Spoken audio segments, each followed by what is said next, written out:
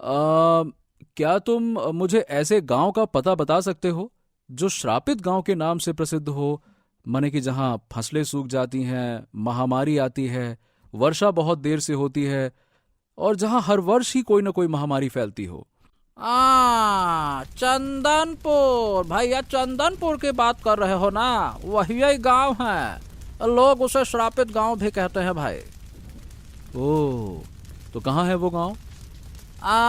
ये देख रहे हो ना, यहाँ से सीधे चले जाओ और तुम्हें जो ऐसा गांव नजर आए जहाँ दूर दूर तक वीरानियां हो, कुछ भी घर न दिखाई दे, और समझ जाना वही चंदनपुर गांव है।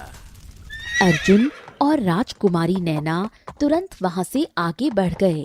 कुछ देर बाद अर्जुन और राजकुमारी नैना एक ऐसे गांव के पास पहुंचे जहां दूर दूर तक वीरानी फैली हुई थी। गांव के अधिकांश घर टूटे हुए थे और खेत सूखे पड़े थे। अर्जुन ने राजकुमारी नैना की ओर देखा। राजकुमारी जी, मुझे लगता है कि यही है चंदनपुर गांव। देखिए, यहाँ की सूखी मिट्टी और उजड़े हुए घरों को देखकर मेरे मन में एक अजीब सी उदासी छा रही है। गंगा मैया की कसम, ऐसा लग रहा है इस गांव की खामोशी कोई बहुत पुरानी और दर्द भरी कहानी सुना रही हो। हाँ अर्जुन, ये वीरानगी मेरे हृदय को भी एक अनजाने भय से भर रही है। हवाओं में अजीब सी घुटन है, लेकिन एक बात और है, जाने क्यों मुझे ये वीरान गांव बहुत जाना पहचाना लग रहा है। ऐसा प्रतीत हो रहा है जैसे मेरी आत्मा का कोई हिस्सा सदियों से इस बंजर जमीन पर भटक रहा हो। आप सच कह रही हैं। मुझे भी ऐसा ही लग रहा है जैसे इन सूखी वीरान गलियों में पहले भी चल चुका हूं। ये मनहूसियत मेरे अंदर के उस दर्द से मेल खा रही है जिसे मैं बचपन से ढो रहा हूं। राजकुमारी नैना लगातार अर्जुन को घूर रही थी। अच्छा, वैसे एक बात बोलूं? हाँ बोलो। मैं झूठ नहीं बोलूंगा, मैंने आपको सपने में देखा है। ये सुनते ही राजकुमारी नैना बुरी तरह चौंक गई। सच बताऊं, मैंने तुम्हें अपने सपनों में एक बार नहीं बल्कि बार बार देखा है। ये सुनकर अर्जुन नैना से भी ज्यादा हैरान रह गया। हैं? क्या बात कर रहे हैं? कैसा सपना दिखाई देता है आपको? तुम बांसुरी बजा रहे होते हो और मैं तुम्हें आकर देखती हूँ। हम दोनों एक दूसरे से बातें करते हैं, फिर मैं बेहोश हो जाती हूँ। अच्छा, अब तुम बताओ, मैं तुम्हें सपने में कब से दिखाई दे रही हूँ? नैना की आवाज में एक अजीब सा कंपन था, जैसे वो किसी बहुत बड़े रहस्य के खुलने का इंतजार कर रही हो। हाँ, अरे राजकुमारी जी, मुझे तो केवल एक कई बार दिखाई दिया था। सपने में ना मैंने एक महल देखा। महल में 2 चित्र थे। एक चित्र में मैंने अपने आप को देखा मस्त राजकुमार की पोशाक में, और दूसरे चित्र में मैंने आपको देखा एक बंजारन के भेष में। उन चित्रों के रंग इतने अजीब थे जैसे वो कोई सपना नहीं बल्कि मेरी वास्तविकता हो। राजकुमारी नैना गहरी सोच में डूब गई। लगता है कोई गहरा रहस्य है जो हम दोनों के जीवन से जुड़ा हुआ है, जिसे शायद हम नहीं जानते। हमारी नियति हमें इसी गांव में खींच लाई है। शायद हमारे सपनों के हर सवाल का जवाब इसी सूखी धरती में कहीं दफन है। अब लेकिन जो भी हो, नियति ने हम दोनों को मिला दिया है और इस मोड़ पर लाकर खड़ा कर दिया है। हो सकता है आगे जाकर वही गहरा रहस्य भी खुलकर सामने आ जाए। चलिए। अर्जुन और राजकुमारी नैना बातें कर ही रहे थे कि तभी गांव में रहने वाला सुखिया वहां से गुजर रहा था। ए भैया, कौन हो तुम लोग? मेरा नाम अर्जुन है और मैं एक बंजारा हूँ, और ये है इस राज्य की राजकुमारी नैना। दरअसल हम तालाब के किनारे उगने वाले एक विचित्र पुष्प को तलाश रहे हैं जो रंग बिरंगी किरणों से चमकता है। अर्जुन की बात सुनते ही सुखिया बुरी तरह चौंक गया। उसकी आंखों में उम्मीद की एक चमक दौड़ गई उसने बिना कोई पल गवाए हाथ जोड़ लिए। हाँ, हे भगवान, आप ही है वो दोनों जिनकी प्रतीक्षा हम बरसों से कर रहे हैं। आपके आने से हमारे गांव का उद्धार हो जाएगा। चलो आओ मेरे साथ आओ। चलो आ जाओ। सुखिया तुरंत अर्जुन और राजकुमारी नैना को लेकर हरिदास की हवेली में पहुंचा। हवेली के भीतर पहुंचते ही सुखिया ने हरिदास को सारी घटना बता दी। हरिदास जो निराश और थका हुआ बैठा था, ये सुनते ही अचानक उठ खड़ा हुआ। उसके चेहरे पर वर्षों की पीड़ा और अब राहत के भाव साफ देखे जा सकते थे। आप दोनों साक्षात ईश्वर का रूप बनकर हमारे गांव में पधारे हैं, तो आखिरकार उन साधु महाराज की बात सच निकली। मुझे तो लगा था कि मैं अपने पूर्वजों के पापों का प्रायश्चित करते करते ही इस दुनिया से विदा हो जाऊंगा। रुकिए। कौन सा साधु और आप किन पापों की बात कर रहे हैं हरिदास जी? मैं बताता हूँ तुम्हें। कुछ समय पहले मैं और सुखिया जंगल में किसी काम से गए थे। अचानक एक तालाब के किनारे हमने एक विचित्र पुष्प को प्रकट होते हुए देखा। हमने उसे तोड़ने का प्रयास किया, लेकिन एक साधु महाराज ने हमें रोक लिया। और महाराज ने पता है क्या कहा? उन्होंने कहा कि इस पुष्प को ढूंढते हुए एक बंजारा और एक राजकुमारी आएंगे, और तब इस पुष्प को तोड़कर मुझे उस बंजारे और राजकुमारी को देना होगा। ऐसा करने से ही हमारे गांव का श्राप खत्म हो जाएगा। मेरे पूर्वज केशव ने जो महापाप किया था, उसकी वजह से ही हमारे गांव में ये दुर्दशा हुई है। आप दोनों हमारे इस गांव के तारणहार हैं। मैं अपने पूर्वजों के किए गए अपराधों की क्षमा मांगता हूँ। ये सुनकर अर्जुन और राजकुमारी नैना एक दूसरे को देखने लगे। नैना को ऐसा महसूस हुआ जैसे केशव नाम सुनते ही उसके हृदय में तीव्र पीड़ा उठ रही हो। चलो, मैं तुम्हें जंगल के उस तालाब की ओर ले चलता हूँ। अब और विलंब नहीं करना चाहिए, आ जाओ। कुछ ही देर में हरिदास अर्जुन और राजकुमारी नैना को लेकर उस रहस्यमयी तालाब के किनारे पहुंचा। तालाब के किनारे वही विचित्र पुष्प चमक रहा था। हरिदास धीरे धीरे आगे बढ़ा और उसने वो पुष्प तोड़ लिया। उसने पुष्प के 2 हिस्से किए और आधा हिस्सा अर्जुन को दे दिया तथा आधा हिस्सा राजकुमारी नैना को। तभी अगले ही पल वहाँ वही रहस्यमयी साधु प्रकट हो गया।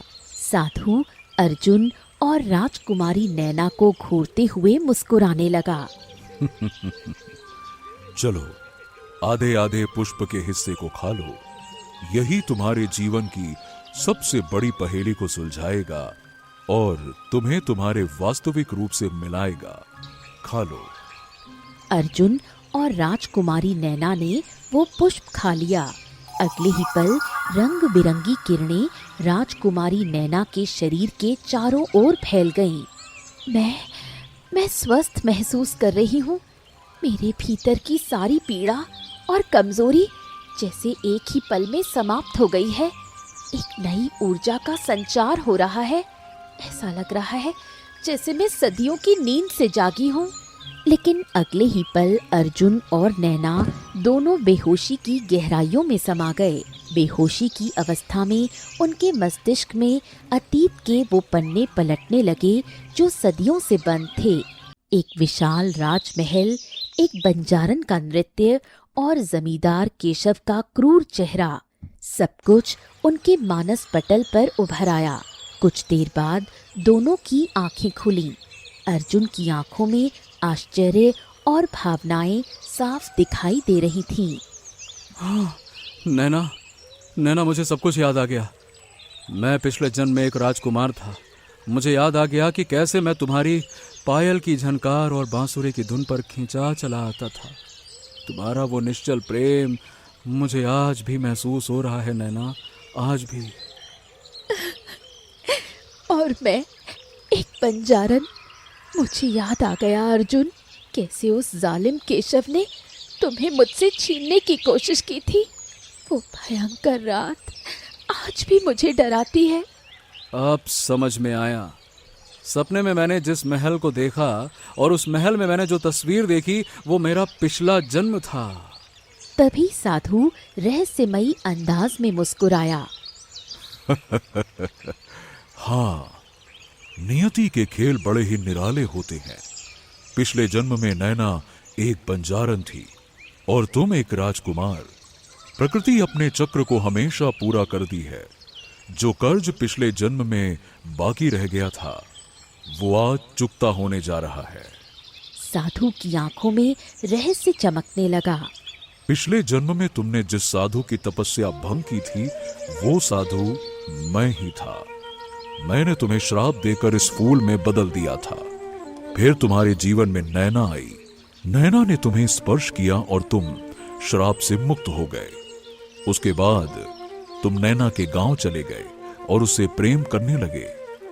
लेकिन तुमने नैना को यह नहीं बताया कि तुम एक राजकुमार हो, क्योंकि तुम उसे अचानक से यह सच बताना चाहते थे।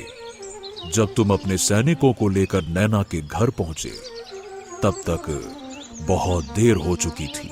उस समय के जमींदार केशव की मक्कारी की वजह से नैना अकाल मृत्यु की आगोश में समा गई। केशव ने नैना को पाने की जिद में पूरे कबीले को आग लगा दिया था और नैना ने अपने आत्मसम्मान की रक्षा करते हुए अपने प्राण त्याग दिए थे। उसका निष्प्राण शरीर देखकर तुम विक्षिप्त हो गए। तुम्हारी आंखों से बहते हुए आंसुओं ने और तुम्हारे विलाप ने उस दिन पूरी की पूरी प्रकृति को ही रुला दिया था। नैना के प्राण त्यागते ही तुमने उस गांव को ऐसा भयंकर श्राप दिया कि तुम्हारी ही आह ने, तुम्हारे ही श्राप ने इस गांव को हमेशा के लिए बंजारा बना दिया, यानी कि बंजर बना दिया। उसके बाद तुमने क्रोध में आकर केशव और गांव वालों को कारागार में बंद कर दिया। फिर तुमने जीवन में कभी विवाह नहीं किया और जीवन भर नैना को याद करते रहे और अंत में नैना को याद करते करते तुम भी मृत्यु की आगोश में समा गए। साधु की आवाज अब और भी गहरी हो गई।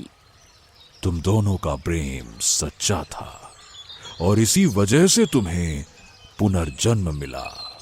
अर्जुन गहरी सोच में डूब गया। लेकिन साधु महाराज, मुझे एक बात समझ में नहीं आई। इस जन्म में मैं बंजारा क्यों हुआ? मतलब राजकुमार क्यों नहीं बना और मेरे ऊपर मनहूसियत का धब्बा क्यों लगा? मैंने तो जीवन भर केवल तिरस्कार ही सहा। पग पग मुझे अपमानित किया गया, ऐसा क्यों? साधु रहस्यमयी अंदाज में मुस्कुराया। वो इसलिए क्योंकि पिछले जन्म में नैना एक बंजारन थी। वो भी तुम्हारी तरह ही गरीब थी। गांव के लोग उसे भी मनहूस समझते थे। इस जन्म में तुम बंजारे हुए ताकि सब कुछ याद आने के बाद तुम नैना को और अच्छी तरह से समझ सको, उसकी तकलीफों को महसूस कर सको। सच्चा प्रेम केवल सुख का साथी नहीं होता, वो दुख की भट्टी में तपकर ही कुंदन बनता है। तुम्हारे मनहूस होने का जो कलंक था वो केवल नियति की एक ढाल थी ताकि तुम संसार के छल कपट से सुरक्षित रह सको और सही समय आने पर बिना किसी मोह माया के नैना से मिल सको। और आज वो समय पूरा हो गया। इतना कहकर साधु ने हरिदास की ओर देखा। जानते हो हरिदास, पिछले जन्म में नैना पर जिस जमींदार केशव की बुरी नजर थी वो तुम्हारा ही पूर्वज था। वो नैना का श्राप ही था जो अब तक तुम्हारे गांव पर था। हरिदास की आंखें झुक गईं। वो शर्मिंदगी से रोने लगा और उसने हाथ जोड़कर नैना से क्षमा मांगी। तुम्हारे पूर्वज की वजह से नैना की जान चली गई थी, लेकिन तुम्हारी वजह से नैना को उसके पिछले जन्म का प्रेमी वापस मिल गया। इसीलिए तुम्हारे गांव का श्राप समाप्त हो चुका है। जाओ और अपने गांव वालों को यह शुभ समाचार दो। आज से चंदनपुर फिर से हरा भरा हो जाएगा। तथास्तु। इतना कहकर साधु रंग बिरंगी किरणों के बीच धीरे धीरे गायब हो गया। हरिदास और सुखिया तेजी से गांव की ओर लौटे। जैसे ही दोनों गांव पहुंचे, अगले ही पल आसमान काले बादलों में घिर गया। तेज हवाएं चलने लगी और बादलों की भयंकर गर्जना से पूरा गांव गूंज उठा। कई वर्षों बाद पहली बार चंदनपुर गांव में तेज वर्षा होने लगी। सूखी धरती पानी से भीग उठी और गांव वाले खुशी से झूमने लगे। सूखे खेतों में मानो फिर से जान आ गई। बूढ़े, बच्चे और महिलाएं घरों से बाहर निकल आए और बारिश की ठंडी बूंदों में भीगते हुए आसमान की ओर हाथ जोड़कर रोने लगे। ये आंसू दुख के नहीं बल्कि पीढ़ियों के उस दर्द के घुल जाने के थे जो आज समाप्त हो गया था। चंदनपुर गांव आखिरकार श्राप से मुक्त हो चुका था। इधर अर्जुन और राजकुमारी नैना वापस महल लौट आए। नैना रोते हुए अपने पिता राजा विक्रम को सारी घटना बताने लगी। राजा विक्रम और रानी रुक्मणी आश्चर्य से सब कुछ सुनते रहे। रानी रुक्मणी ने आगे बढ़कर उस बंजारे अर्जुन को गले लगा लिया, जो अब मनहूस नहीं बल्कि उनका होने वाला दामाद था। राजा विक्रम ने भी अर्जुन को सम्मान के साथ अपनाया। तो आखिरकार पिछले जन्म का प्रेम जो किसी कारणवश अधूरा रह गया था, इस जन्म में पूरा हो गया। सही कहा राजगुरु आपने, नियति के लिखे को कोई नहीं मिटा सकता। आज सिद्ध हो गया कि सच्चा प्रेम कभी नष्ट नहीं होता, वो अपना रास्ता ढूंढ ही लेता है। कुछ समय बाद पूरे राज्य में अर्जुन और राजकुमारी नैना का विवाह धूमधाम से संपन्न हुआ। पूरे केशव नगर राज्य को दुल्हन की तरह सजाया गया। मंगल गीत गाए जा रहे थे। अर्जुन अब एक साधारण बंजारा नहीं बल्कि एक तेजस्वी राजकुमार की भांति शोभायमान था। मंडप में बैठी राजकुमारी नैना के चेहरे पर असीम संतोष और वर्षों की तपस्या के सफल होने की चमक थी। विवाह के बाद जब अर्जुन और नैना ने राजमहल की बालकनी से प्रजा का अभिवादन किया तो पूरी प्रजा ने उनके प्रेम की जय जयकार की। समय बीतता गया, लेकिन लोगों के बीच अर्जुन और नैना की प्रेम कहानी हमेशा एक मिसाल बनकर। दोस्तों, ये कहानी आपको कैसी लगी कमेंट करके जरूर बताइए। अगर कहानी पसंद आई हो तो हमारे चैनल को सब्सक्राइब करें और इसे अपने दोस्तों के साथ शेयर करना ना भूलें।